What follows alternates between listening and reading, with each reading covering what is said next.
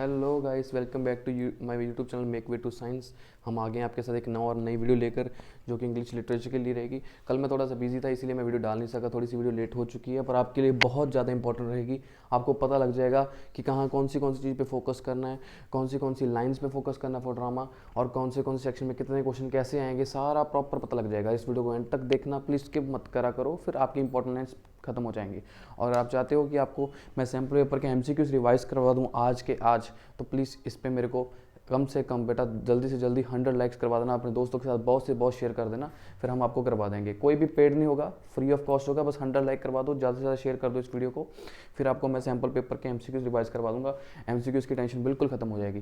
चलो चलते हैं इस वीडियो की तरफ। अब देखो ऐसे क्या कि अब इसमें क्या होगा, सेक्शन 4 हैं, चार सेक्शन है आपके पेपर में। सेक्शन ए, बी, सी और डी।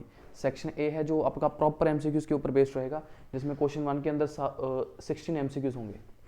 अब उसमें से 6 आपको आएंगे मर्चेंट ऑफ वेनिस में से, ठीक है, ड्रामा से, 5 आपको आएंगे स्टोरी में से, और 5 आपको आएंगे पोएम में से। ये पक्का है, ये ऐसे ही आएगा, ठीक है। 6 मर्चेंट ऑफ वेनिस से, 5 स्टोरी में से और 5 पोएम में से। अगर सेक्शन बी की तरफ बात करें तो ड्रामा में होगा, उसमें 2 क्वेश्चन होंगे 16-16 मार्क्स के। उसमें 4 क्वेश्चन आएंगे 3 नंबर का और 1 क्वेश्चन आएगा 4 नंबर का। मार्क्स की डिस्ट्रीब्यूशन ऐसे ही रहेगी, तो आपको पता लग जाएगा कितनी लेंथ आपको मैनेज करनी है, कैसे आपको टास्क को रिस्पॉन्स करना है। और क्या होता है कि इंग्लिश लिटरेचर में अगर क्वेश्चन को कई बार ब्रेक करके देता है कि व्हाट इज दिस, 3 क्वेश्चन कई बार मैं क्वेश्चन मार्क डाल के देता, तो आपको तीनों को अच्छे से रिस्पॉन्स करना है।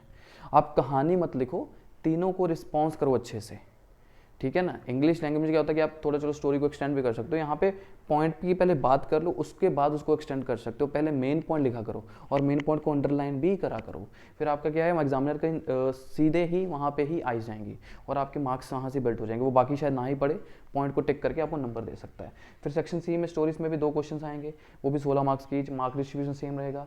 सेक्शन डी में पोइट्री में से 2 क्वेश्चन आएंगे और यही रहेगा।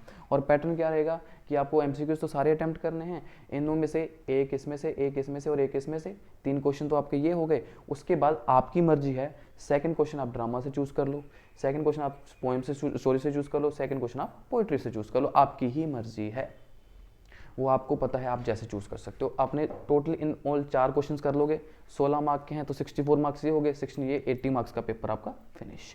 इजीली आप बहुत अच्छे से मार्क्स कर सकते हो। अब देखो कैसे है। अब देखो अगर स्टोरीज देखें हम, इंपॉर्टेंट स्टोरीज हमारे पास क्या है, little match girl, blue Beed और माई ग्रेटेस्ट ओलंपिक ब्राइड। इस साल के लिए 3 इंपॉर्टेंट है। आप कोई 2 अच्छे से कर लो, आपके 2 क्वेश्चन पकड़े जाएंगे, 1 क्वेश्चन पकड़ा जाएगा। अगर देखो उसके लिए क्या है कि अगर आप सिर्फ 2 पोइम्स कर रहे हो तो फिर आप मान के चल रहे हो कि आप ड्रामा पूरा अच्छे से करोगे। अगर यहाँ पे भी देखो मैंने, अब अगर पोइम्स है, यहाँ पे 3 पोइम्स है, अगर आप सिर्फ 2 पोइम्स कर रहे हो तो आप मान के चलो कि ड्रामा से आप 2 क्वेश्चंस करने वाले हो, क्योंकि फिर ड्रामा पूरे अच्छे से करोगे, वहां से 2 कर लिए, एक यहाँ से और एक यहाँ से हो गया। क्योंकि अगर 2 पोइम कर लोगे, 2 पोइम से 1 क्वेश्चन तो आ ही जाएगा बेटा, इजीली आप समझ सकते हो, क्योंकि 3 पोइम है। अगर एक आपने ये छोड़ दी, ये दोनों कर ली, ये क्वेश्चन, एक क्वेश्चन इसमें से आ गया, तो दूसरा क्वेश्चन तो इसमें से हो ही गया दोनों में से। पर फिर आपको ड्रामा अच्छे से होना चाहिए, तो आपको देखना है कि आपको क्या चीज़ अच्छे से आती है, ड्रामा, स्टोरी या पोएम्स। आपको जो अच्छे से आती है वो सारा कर लो, ठीक है। तो वो सारा कर लोगे, बाकी में से आपको ऑप्शंस मिल जाएंगे। अब देखो ये 3 आप बोल रहे हो कि सर जो 2023 में ऐसे आईसीएसई क्या करता है कि जैसे जो पिछले साल में आया उसको रिपीट कम करता है, पर इसका मतलब ये नहीं कि रिपीट हो नहीं सकता। जो पिछले साल आए हैं उनके चांसेस बस 10 से 15% है। पढ़ोगे तो आपने पढ़ा तो होगा, वो 10 से 15% चांसेस, पर इनके चांसेस 90 to 95% हैं। तो ये स्टोरीज होगी, ये पोइम्स होगी, वेरी इंपॉर्टेंट इस साल के लिए। इसमें से ही आपको क्वेश्चन देखने को मिल जाएगा। अगर ड्रामा की बात करें, पिछले साल इनमें से आया तो इस साल नहीं आएगा, इस साल भी आएगा। ये वेरी इंपॉर्टेंट है। इस साल जो लाइंस हैं वो पोर्शिया की लाइंस बहुत इंपॉर्टेंट है, खास करके 300 और 190 वाली लाइन ज़्यादा इंपॉर्टेंट है, पर फिर भी पोर्शिया की सारी लाइन याद रखना, ठीक है। बाकी आप लाइंस पढ़ना। इसको क्या करना है, इनके लिए अब क्या क्या करना चाहिए, आप वो कैसे कर सकते हो। मैं तो बोलूँगा बेटा ड्रामा के लिए आप 1 शॉट वीडियोस देखिए, क्योंकि आपको वहाँ से एक्सप्लेनेशन पता लग जाएगी सारी। अगर आपको एक्सप्लेनेशन आ जाएगी तो आप क्वेश्चन को अच्छे से बना लोगे। अगर उसके बाद आता है स्टोरीज को रीड थॉरोली करो, उसकी स्टोरी को समझ लो, फिर उसके क्वेश्चन प्रैक्टिस करके देखो आपको आते हैं कि नहीं आते, ठीक है जी। अब नेक्स्ट बात करें बेटा, फिर आ जाते हैं हम पोइम्स की तरफ। अगर पोइम्स की बात करें, पोइम्स में भी ऐसे ही है, आपको उसको प्रॉपरली एग्जामिन करना पड़ेगा, ब्रेक डाउन कर लो उसकी थीम देखो, उसमें कौन सा पार्ट ऑफ स्पीच यूज हुआ है, मेटाफर है या कुछ भी है, तो ऐसी चीज़ें आपको ध्यान से रखनी पड़ेंगी, वो चीज़ें देखनी है, वो क्वेश्चंस को भी आपने हिट करना है। उसके लिए आप क्या कर सकते हो, PYQ से अटैम्प्ट कर सकते हो। PYQ बिल्कुल नहीं छोड़नी, PYQ अगर करोगे, ठीक है, तो PYQ अगर आपको चाहिए तो आज मैं आपको पक्का प्रोवाइड कर दूंगा, क्योंकि मैंने अभी अपडेट करने शुरू कर देने हैं। प्लीज़ मेरे को कमेंट सेक्शन में बताना पड़ेगा, आपको कमेंट दिखने चाहिए बच्चा। और उसके बाद अगर आपको MCQs चाहिए चाहिए। सैम्पल पेपर प्रैक्टिस करो, वो अगर आपको चाहते हो कि मैं प्रैक्टिस करवा दूँ आपको अच्छे से इंपॉर्टेंट वाली, तो प्लीज़ मेरे को 100 लाइक्स चाहिए इस वीडियो पे।